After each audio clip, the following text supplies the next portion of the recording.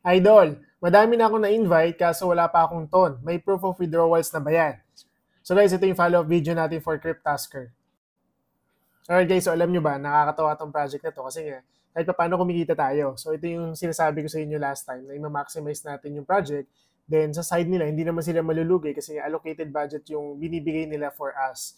So kung titignan nyo dito guys, I have almost 3 million points na. Then ang na-withdraw ko na dyan is 275 CRT. So converted yan guys into almost 5 tons na. So magkano yung kinita ko dyan? Yung 5 tons guys, wag kayong mabulag sa laki ng value.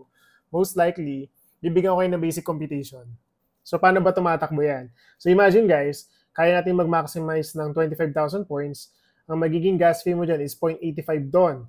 So pwede mo kitain is 1.3 ton, that's gross. So dito sabi ko, lilinis ka ng 0.5 ton kada transactions. So kung i-convert mo yan, kung 300 pesos ang isang ton ngayon, that's 150 per transactions. Bossy, naubos na yung points ko for the task. So pwede natin gawin dyan guys, dahil available naman yan. Pwede naman bumili ng mga referrals. Let's say for example, 10 pesos ang isa.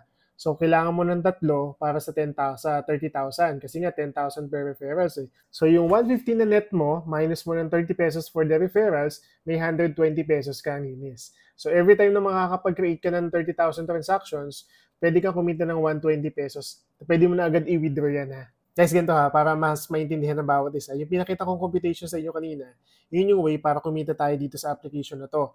Now, may puhunan, yes. Kailangan mo talaga mag-invest ng pang-gas fee. So, magkano ba yung suggest mo, boss? Sid, at least 1 ton. Yung 1 ton natin, 0.85 na naman ang kailangan mo dyan. Yung suggest ko, guys, i-compound natin na i-compound. Hanggat lalaki ng lalaki yan, hindi nyo napapansin, kahit pa paano. Kumikita na tayo dun sa project. Now, as long as nandiyan pa yung swap function yan, automatic, kaya pa natin siya i-maximize. Do your own research pa din. Ito, hindi ko siya sinasuggest na gawin nyo. Pero kung gagawin nyo man siya, make it sure na dapat tayo yung kikita. Guys, ganito hindi tayo bias sa project. Hindi rin natin inaabuso yung project. Sabi ko nga guys, part 2 ng campaign ng Cryptasker para magkaroon sila ng transactions na mag-register guys sa smart contract nila. So ito yung way nila para kahit paano ma-rewardan tayo ng minimal amount of ton. Now, yun ang pwede natin i-maximize. So ulitin ko required at least dapat meron tayong 1 ton kasi nga 0.85 ang magiging gas fee mo. Guys, ganito, from your points, gagawin mo, i-withdraw mo yan. Then, i-convert mo yan into CRT ngayon. O guys, ito yung pinaka-example kung paano ba mag-swap dito. So all you have to do guys is to swap the points to CRT muna, then CRT to ton. So paano yun? Ang maximum guys na points na pwede natin i-withdraw is 25,000 lang. The minimum is 10,000. So kung i-max mo lagi yan, 25,000, that is equivalent to 1.3 ton. Then ang magiging gas fee mo, ito yung 0.85. So ito guys yung pinapakita kong example sa inyo kanina. Pinakalinis mo dito, most likely nasa around 0.5 ton yan.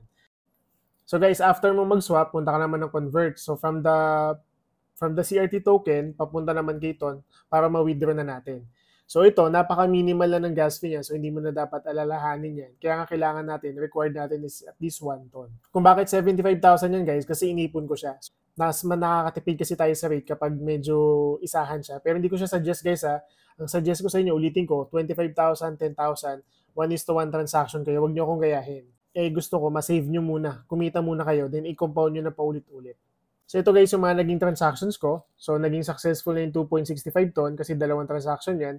Then ito yung usual na makukuha nyo, yung 1.3 ton, 1.3 ton. Successful na po yan. Ito yung bago ko, queuing ako. 2.65 then 5.3 ton. Ayan guys yung 2.65 ton yung sinasabi ko sa inyo. So nag-reflect na siya. Then ito naman yung dalawang 1.3 ton. Ito yung isa, ito naman yung pangalawa. So wala pa inantay natin na 5.3 tsaka isa pang 2.65. So guys, dahil holiday ngayon, expect natin na magkakaroon ng delays. Naglabas sila ng announcement nila parang 8 hours at ang magiging interval for swapping today. Then ito lang guys, itong bago ko lang ginawa itong video na to, naglabas ulit sila ng another announcement na i-disable daw muna nila. Pero lahat ng mga naka-hold for request na swap at saka convert, lahat yan ipaprocess today. Kasi nga, November 1 pa lang sa kanila. So ngayon pa lang sila nagse-celebrate ng holidays nila. So magantay-antay lang tayo. And guys, kung wala ka pang link niyan, nandyan lang sa bio natin yung Cryptasker na yan. I-click mo na yan.